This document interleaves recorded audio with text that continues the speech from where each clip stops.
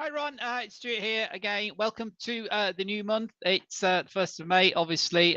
Big Labour Day holiday in many parts of the world, as you can see here on our calendar, everywhere from India through Russia, Singapore, and obviously most of Catholic Europe is closed today for this key holiday. Local elections, it says general elections there on the UK calendar. You can see that it's not. There's some local elections, some local mayors getting elected in the UK today as well. We'll come back to Trump's rantings last night in a minute.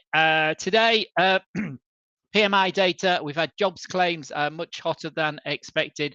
But the main news overnight was the Bank of Japan keeping interest rates as expected at 0.51%, but then cooling their outlook. So the yen got a right old hammering this morning. And as if you followed me on Discord, you saw the notes I put on Discord this morning. We closed out that long Nikkei trade yesterday. It looked like the stop loss was about to get clobbered. Let's just show you that if you weren't, if you're not following us on Discord. Where were we? It was just the deal, wasn't it? If we just go up to the let's say the 4-hour chart, because that's the one that spooked me when I was watching it yesterday. This was my stop loss down here from the 22nd. It had been ramped up to around about the 4-hour 50 period moving average. But yesterday, as this candle was completing during the day, panic's the wrong word, but I sort of got a bit squeamish and closed out because we'd had the reason I did it. Really was we'd had a go at the target level earlier in the week. Remember, it's been open since the 22nd, so it's ground higher.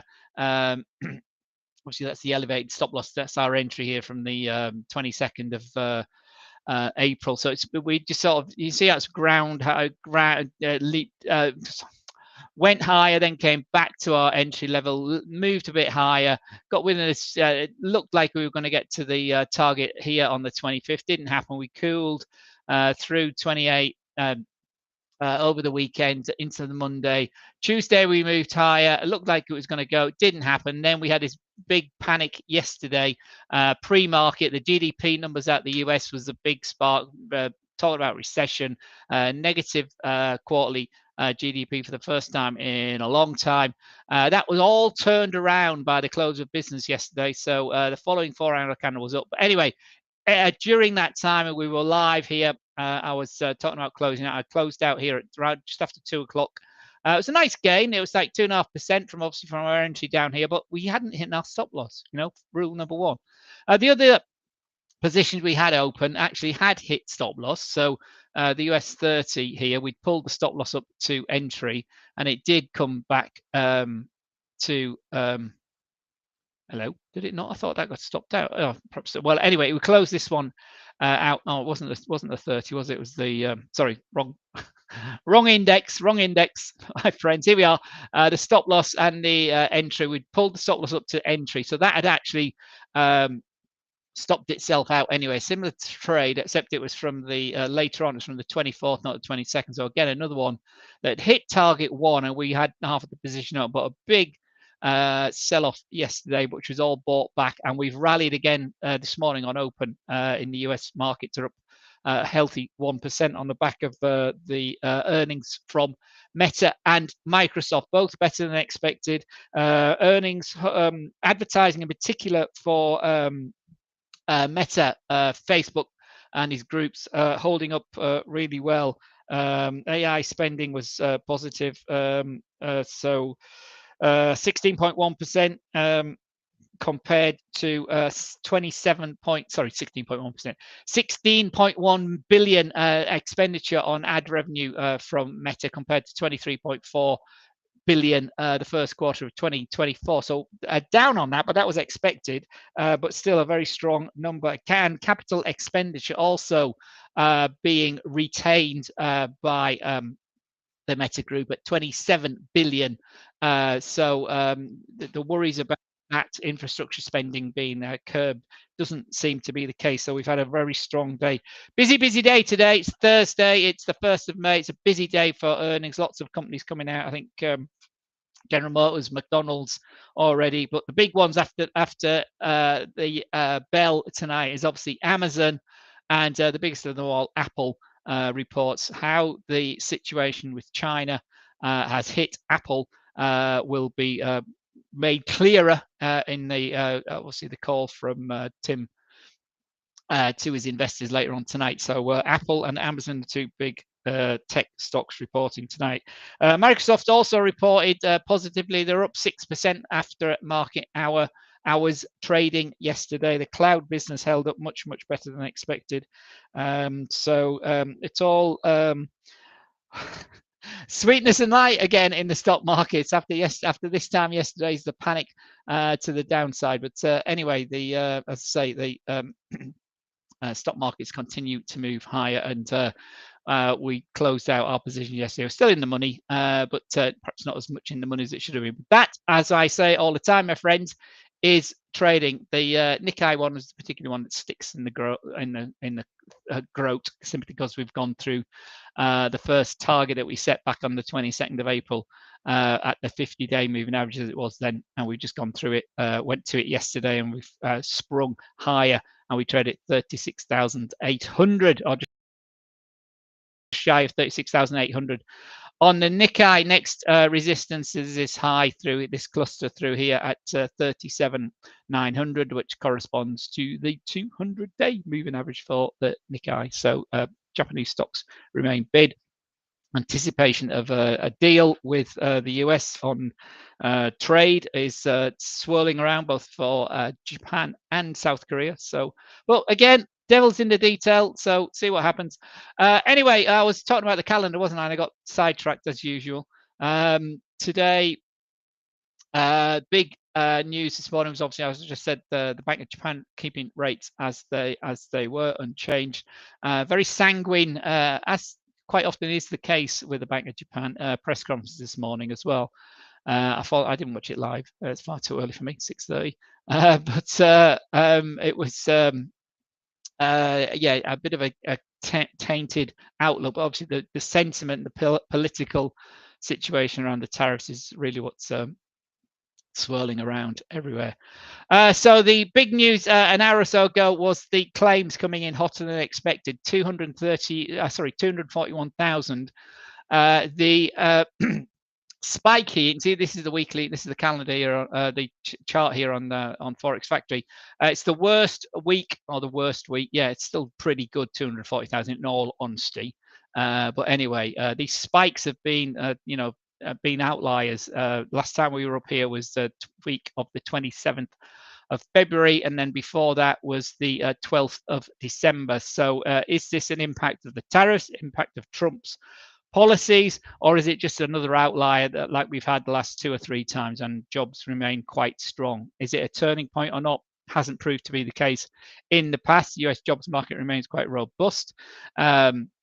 The negative reading on GDP, although it's backward looking, obviously Trump in his defense said, well, I've only been the boss since the 20th of January. Give us some time. That's what we talked about last night. But it was, it was very toned down rhetoric from the man himself yesterday. So Lutnick and his and Besant, his two big boom boys, similarly sort of quite reserved yesterday. However, obviously Besant, the Trade Secretary, what the markets are seeing as the main grown-up in the room, released the minerals deal with Ukraine, a big political tick in the box for the administration. So, so the US and Ukraine are agreeing a fund.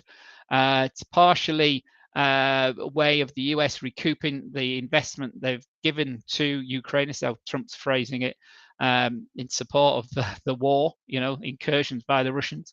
And interestingly as well, the last couple of days, his rhetoric around Russia seems to have tightened up as well. He's got a bit more, not as subservient's the wrong word, but not as deferential perhaps to Putin as some have been saying he's been. So, it's never over till it's over, and obviously swings very, very quickly, Mr. Trump, President Trump. That's why some love him. That's why many people despise the poor guy. But anyway, China overnight has also said, well, we're on political situation. We are big enough and tough enough. The tariffs don't scare us. Apparently, the list I talked about yesterday of U.S. imports. U.S. imports into China. There's that list of products that are going to get lower tariffs or not tariffed at all. Is some of the chatter on some news wires. Is quite extensive. So again, they're cooling their rhetoric in one hand, and yet the other hand, the chief trade negotiator, saying we are not scared by the US. We're not going to be bullied by this. We've got markets elsewhere we can develop and exploit. And indeed, they have. It's obviously a significant market, the United States, but they are not the only market. They are not the only game in town. So, but as far as sentiment's concerned, as far as global friction, as far as trade's concerned and supply chains, to have the two biggest economies in the world in a head-to-head trade war is not good for anybody, and the ripple effects are felt by everybody from us here in the UK and Europe to particularly developing economies in Asia and sub-Saharan Africa and Latin America as well in particular. Anyway, so claims came in hotter. Initial claims came in hotter, and the continuing claims, you can't actually see that on here. If I go back to our calendar, the continuing claims also came in hotter, back over the key 1.9 million as well. So there might be some traction in this, given that this was quite a tick up to the 1.9 million. But we'll see as the weeks come on. And obviously, then tomorrow is the key non-farm payroll data as well. So have a look at that. Okay, so what we've just seen as well is the final. Why isn't that updated? Yeah, the final PMI readings came in weaker than expected at 50.2. The key one, which is why we're here today for this data, is the ISM, the Institute of Service Managers, the manufacturing PMI data for the US. Remember, manufacturing, Trump is placing a lot of his political emphasis on bringing jobs, manufacturing jobs high, as Besant continues to trumpet as well. High value manufacturing jobs, but Trump still talks about the old days of the big steel manufacturers and coal mines even as well. The Energy Secretary was talking last week down in Oklahoma. So let's have a look what the guys that and the ladies that do the ordering for manufacturing companies. Let's have a look at what their sentiment is looking like. So it's come in, construction spending down, so the front loading has disappeared. 47.8. So again, a big smile in the White House. 47.8. Still in contraction. There's no question about that, but it's better than expected at 47.8. So it's a bit of a fly in the ointment. And costs. So the prices have come down.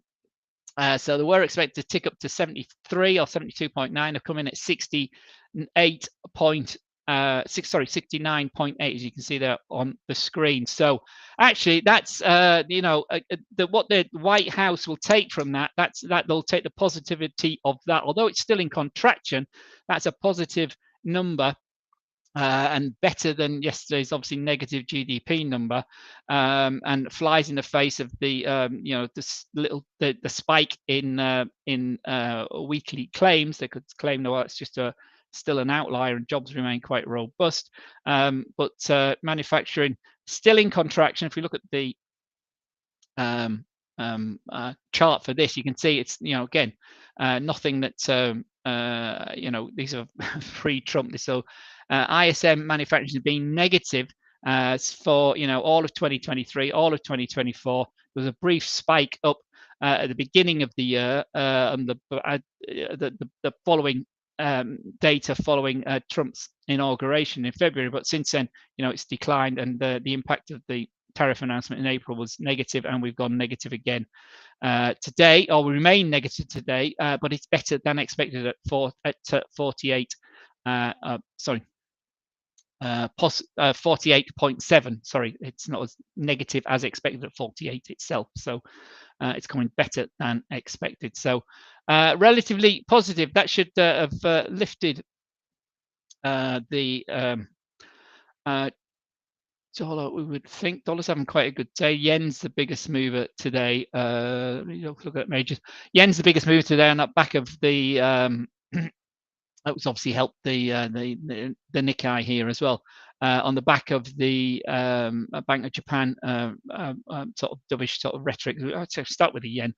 See a big strong day here for dollar yen, and it's back over its 20-day moving average for the first time since the end of March. So over a month, dollar yen is now trading over its 20-day moving average and off this floor, these buyers here at this 140 level, and we're trading at 145 or testing the 145 level. Look at the daily performance. It's been a strong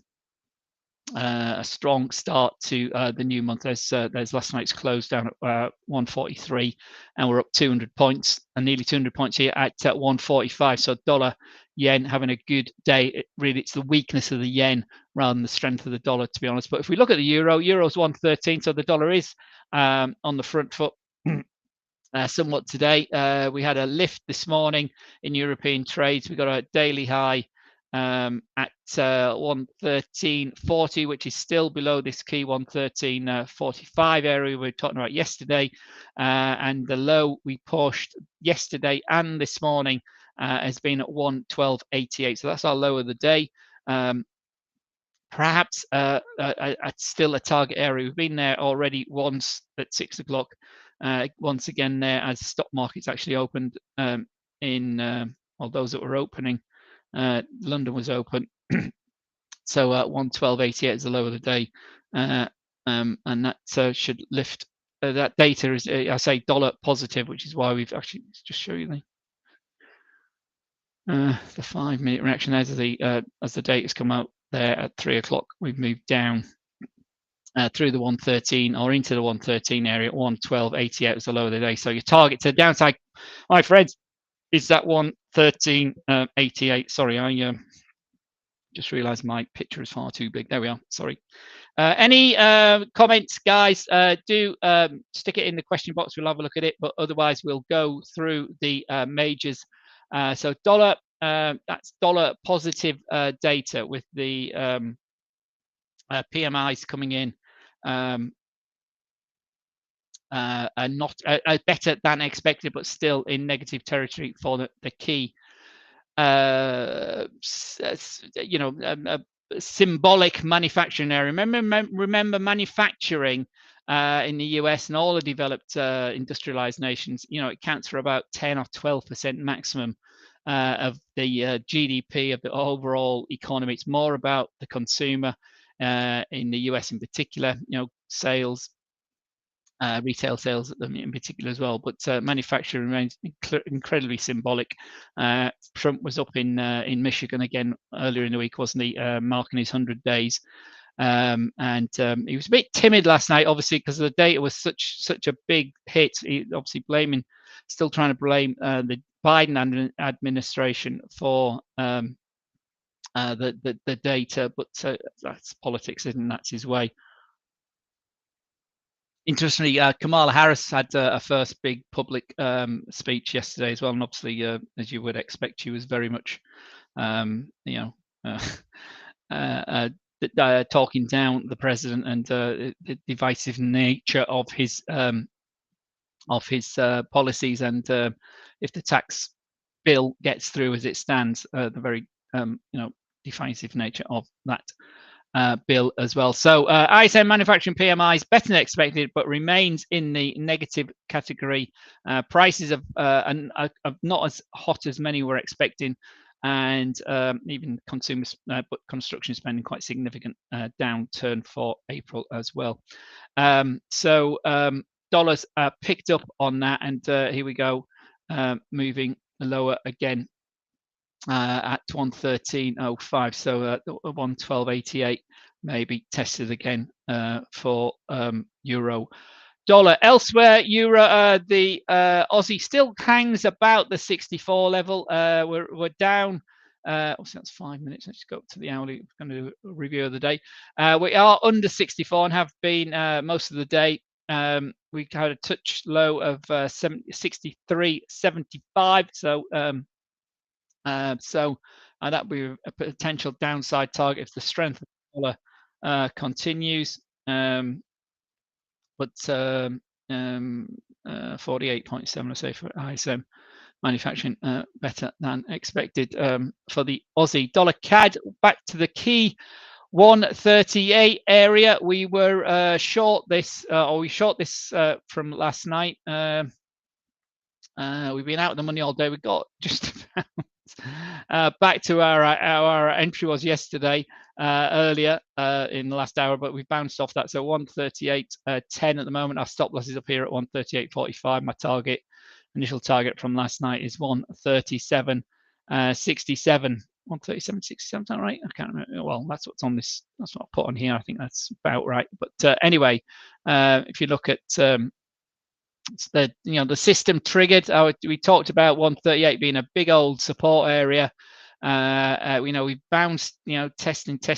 We're either going to move down, and I'm going to get T1 hit, and then we're going to go much lower, or this is going to hold, and we're going to spring back up to the upside and test that key 140 level again as well. But the crossing of the 20 under the 200 period moving average this week has sort of added to that negativity, although we're still can't break over this my 9 period here. You see these wicks, and that's added to the systems trade to go short yesterday on yesterday's close, or around about yesterday's close. We actually got filled under the key 138 area, but as you can see, we've held this area for 1, 2, 3, 4, 5, 6, 7, 8 days. That's quite a strong support zone holding up.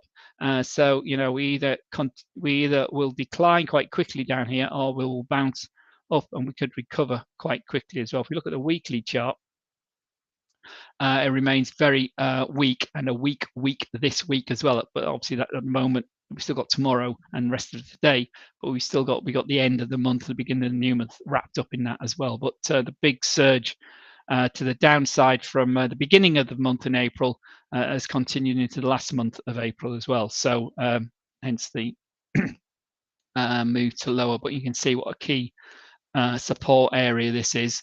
Resistance to the upside, support areas. This has rallied up. So see what happens. But we're short on a daily basis. Dollar CAD from last night. Swissy 83.06. So the dollar's come back quite significantly from this 81 low, .81 low this week again from last week. Oh, actually, this is the weekly chart. That's what I'm talking about. Thought that looked a bit odd. From this test into 180 here in the middle of towards the end of April, we've moved off there 200 points at 83. But again, we got to break this key 83.40 zone. This has been a big move of the Swiss against the dollar, so we may be seeing some bagging of profits on this move lower, and some actually uptick in dollar spend investors as well. So two-way bet on that one, which is why we've rallied potentially off this 81 level. It's a bit too early to say, but certainly the sellers are all out here, and we've moved up. I'd like to see, or we need to see, a break of the 20-day moving average for this to move up, because as you can see, the 20-day moving average has been a very key trending resistance area to the upside as this has moved down, and there's big extension leg down there. So is this move over? Quite possibly. We can stick a bit of a fib on that one. Why not? Let's do this while we're here, from this high zone here to this absolute low zone there. As you can see, the significant fib level doesn't come in till we're at 85 there. And the 20-day sits around the 83. Sits around here at 83.50, I think. Yeah, 83.35 is where the 20-day move. So it's still negative, although we've had quite an area of consolidation, and we've a retrace of this down trend currently at the moment. So maybe some decision time as we get to the 20-day moving average. on the daily time frame for the Swiss franc. Yen we've done, euro we've done, sterling 133. Today 133.15 at the moment, so 2 down days so far. Tuesday, Wednesday this week, having a big update on Monday through 134. We couldn't hold it on Wednesday, sorry, Tuesday, and then we came down yesterday quite significant. Dollar came back a wee bit, but again, still another dollar pair that's still bid with the, as I said yesterday, the key 20-day move at the 132 level for cable traders. So still positive, but if we see this sort of momentum perhaps gain in this first week of May for the dollar, we see some more cooling of that, but at the moment it remains bid. And if we just come down to the 5-minute time frame, trading this on the news, you can see there's the 3 o'clock news. We ticked higher, but then moved down, and we bought that the sterling's come back onto that one. So I don't know if euro's done the same. Not as much, no. So euro weaker than dollar against, than sterling against the dollar, but we didn't quite get to the day low again. We've so far put a low of 112.90, 112.90. So we have breached 113, but we haven't got to the 112.88. So we come within 2 pips of the low we saw earlier this morning in the start of the the European trading session for the euro dollar pair. Let's go back to the top of the shop. Crypto, Bitcoin continues to move high, as we talked about yesterday. We're at 96 today. That key. So what was the top of the channel? Remember that 92, 90, 96 range we were in for a long time. This is now, as we said yesterday, it's the key. 61.8 Fibonacci golden ratio, and we're currently pushing through it as we speak here on the crypto chart. So it's been a good couple of weeks for crypto, for Bitcoin. The 20-day crossing the 200-day yesterday as well. We're still out of sync, so it's not aligned. It's not nice, but trading crypto, it does follow the rules of technical analysis. But we can have some much more volatile markets, and they move much more quickly. So you've got to be even hotter with your risk management. But it's a good day if we can hold this sort of 96,300, 96,400 area today. That'll be a positive close, a very positive close, following 5 days of consolidation through here under the key 96,000. So a close above 96,000 for Bitcoin is a very positive move. And if we compare that, just while we're doing that, we compare that. Remember, we were talking about earlier in the week about potential short on an end of day basis on gold. It didn't trigger on my system, but it will. But my other crossing moving average system will be triggering to go short if this closes where it is now. We were talking about holding the key 3,300 level, which it did. I think it was here, wasn't it? Was it on Tuesday? We were talking about short. It didn't happen. Yesterday we closed, which is the key heads up. We closed under the 3,300 level, and also that, as I was saying yesterday, and since this level was established from the rejection of the 3,500 level, this 3,300 level has been a key support area, a key fib level of 38.2. This last leg up for gold, and it's sort of breached yesterday. It wasn't a massive breach, but many would have jumped on that short position, and it's moved significantly lower today, and now it's looking to close under its 20-day moving average. Whether it holds under there, we shall see, because obviously last time we were under for 1 day and it was a big rally up thereafter. This looks like a bit more of a substantial cooling of the gold price, and perhaps there is some flip from as gold's coming down. It's a very simplistic correlation, but Bitcoin continues to accrue, so there may be some churning there. Obviously, the vagrancies and complications of gold holdings, whether it's in bullion, whether it's in jewelry, is all wrapped together. And obviously, China is a major player on both of those fronts. But crypto 9600 close here today will be really positive, I think, for Bitcoin. Gold similarly, a close down here under the 20-day moving average will be very positive, very positive for a further decline potentially for gold as well. So two key areas for two key assets. I know a lot of you trade, so keep your eyes peeled on that. Your intraday traders have had a good short day on gold. So if we look at the hourly chart from this major break was yesterday morning here at 9 o'clock in the US, the European session.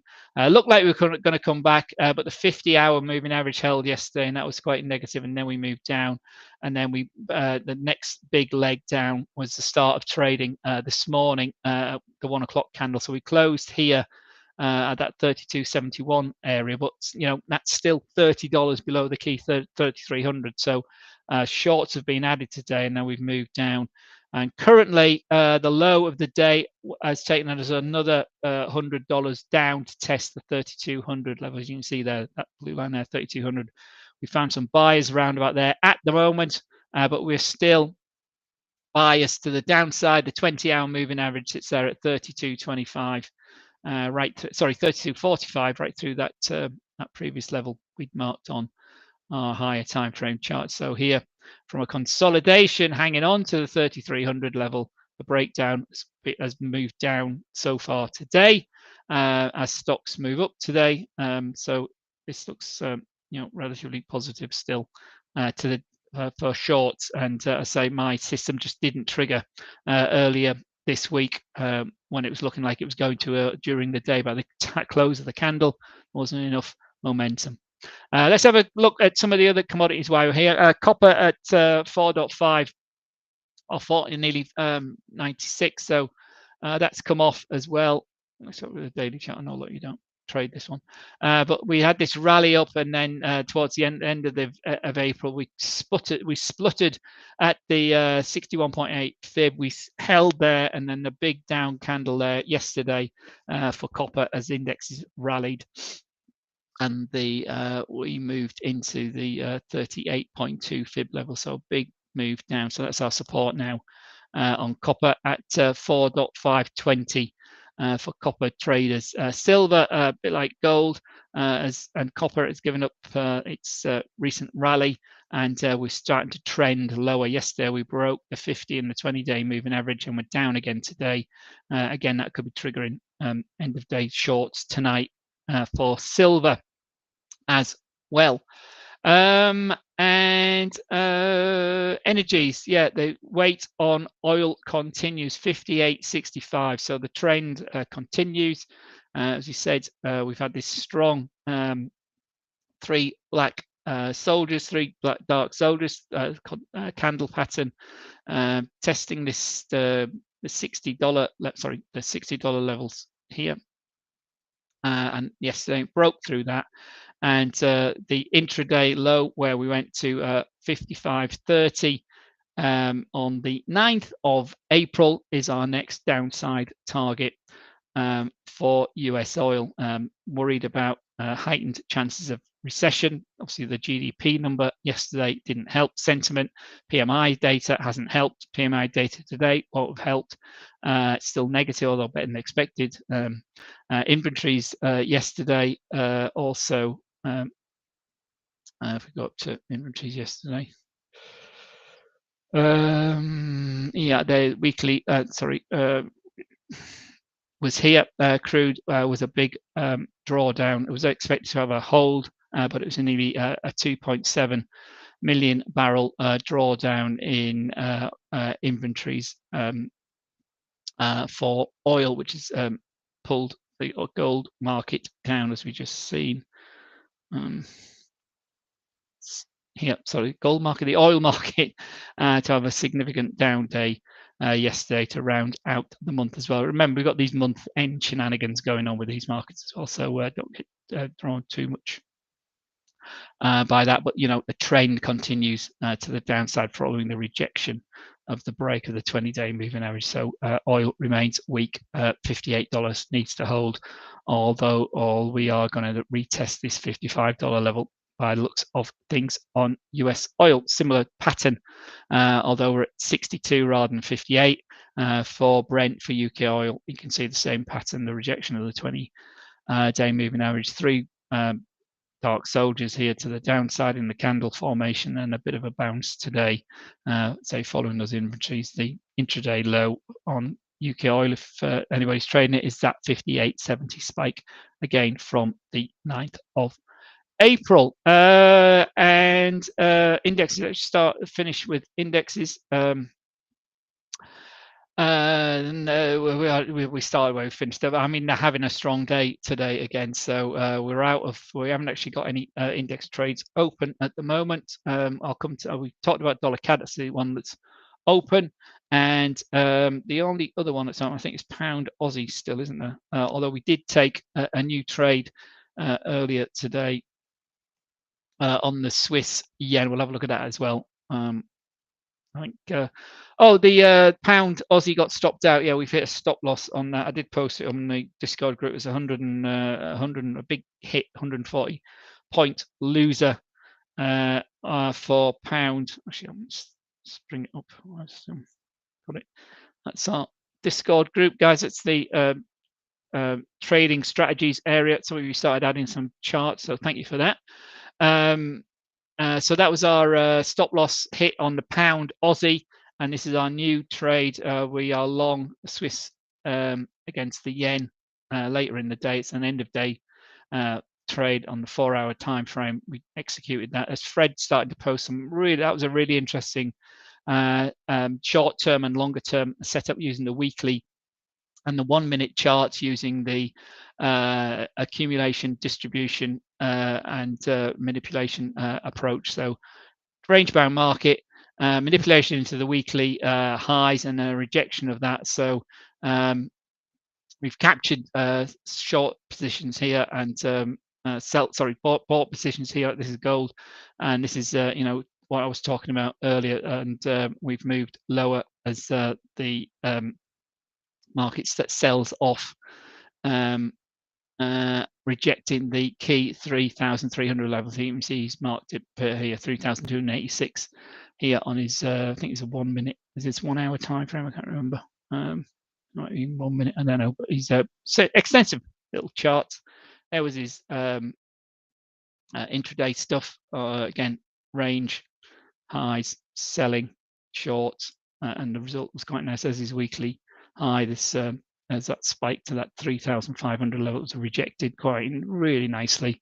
That was his next level that we played into, and down we go. There's the support areas, and off we've gone today down to these 328 levels on his chart. So yeah, I mean, you've got your approach, guys, obviously very different to everybody else. That's the beauty of trading. It doesn't matter how you make your money, as long as it's a system you can apply, you understand, whether you've developed yourself or you bought it off somebody or been given it or whatever it is. It's all about risk management. All good strategies are all supported by good risk management, good money management, because that's what keeps you sanguine, that's what keeps you in the market.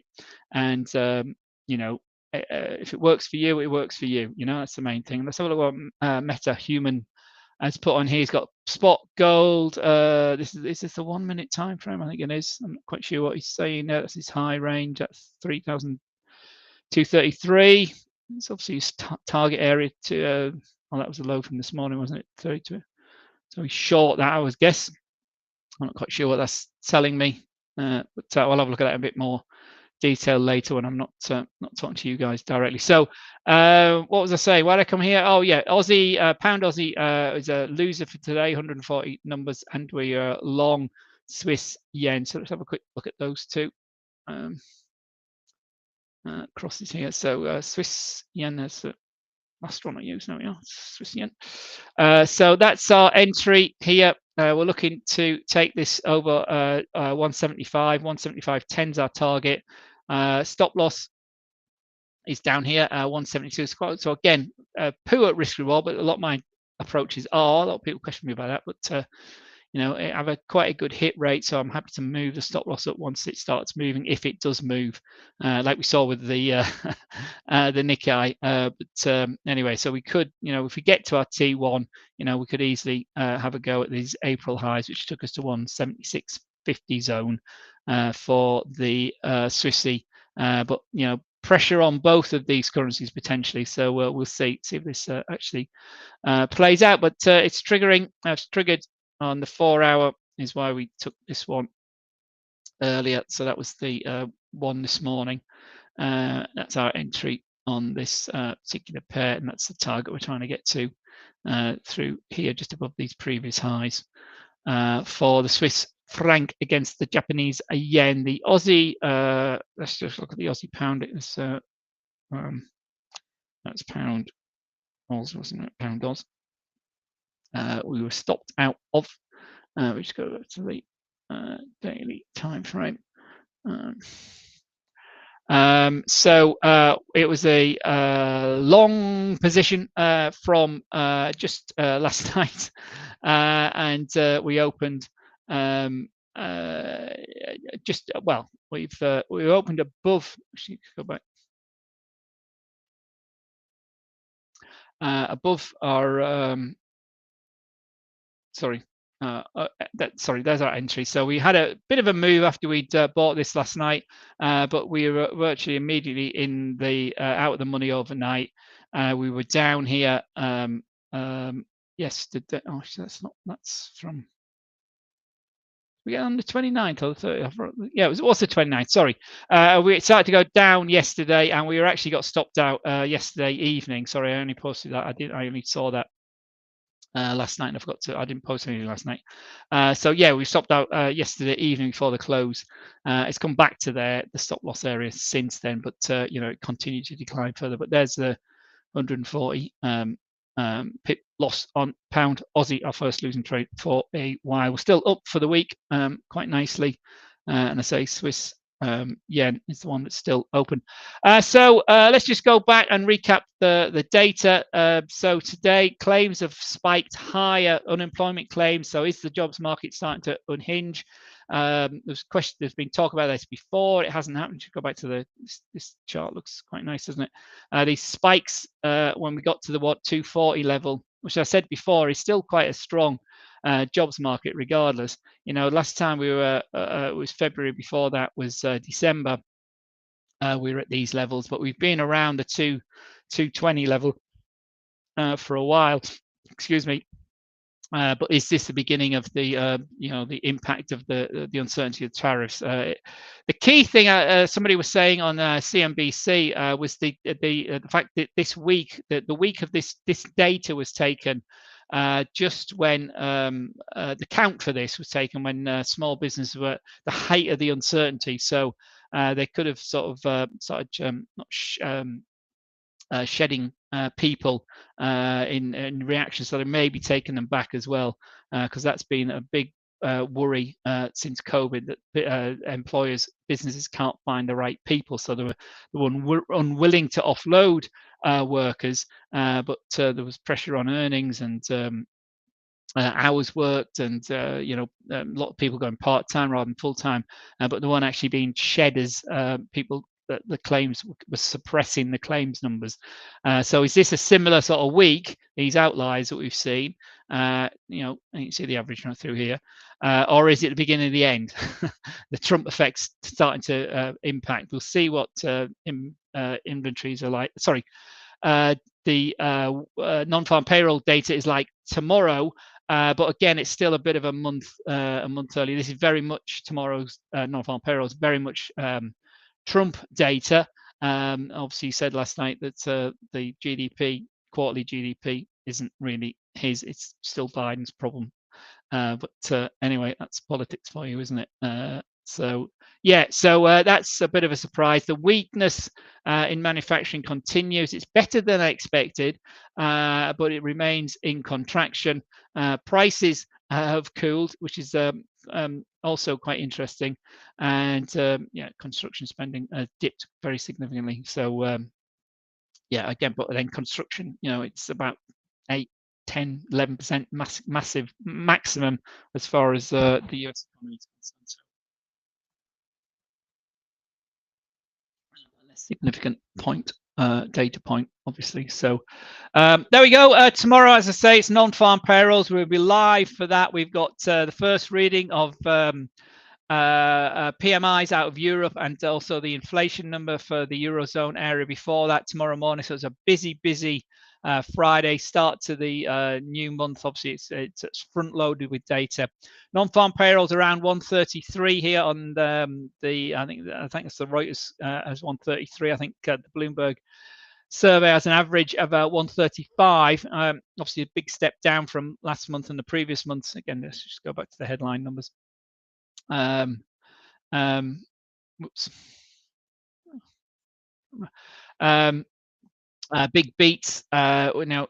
January, that's 285 number, wasn't it? 250 being revised. So it's obviously it's coming down, but it's still holding up very well. I mean, even at 130,000 tomorrow, as far as the Fed's concerned, that's still positive. There's the US economy needs about 100,000, 120,000, something like that, just as a replacement, as a churn factor. And you see, so, but as you can see there on that chart, we haven't been down at this level for a long time anyway. So perhaps it's the start of the crunch. But let's see what actually happens. 200 and how this trend continuing to limp lower, and that's looking what that's like now, doesn't it? There. So again, see what the data's like. It's not going to push the Fed too quickly. The way the data's coming and the way it's still skewed, everything from those front-loaded inventories, the durable goods last week, the GDP this week going the other way. It's very difficult for policymakers to get a handle on everything. So it remains sitting on their hands, so they may hang on and then have to move quickly. What they don't want to do is put rates up to have to cut rates, or put rates down to have to put rates up. They don't. That's they come under enough pressure as it is. Obviously, the political pressure on the Fed is much more significant under this administration than previous administration, and Mr. Trump is very forthright in expressing his views about the economy. Obviously, so but more on that tomorrow. All eyes on obviously the as we say, the earnings and the unemployment rate, 4.2%, still relatively strong, or is strong historically, just shy of full employment in the US.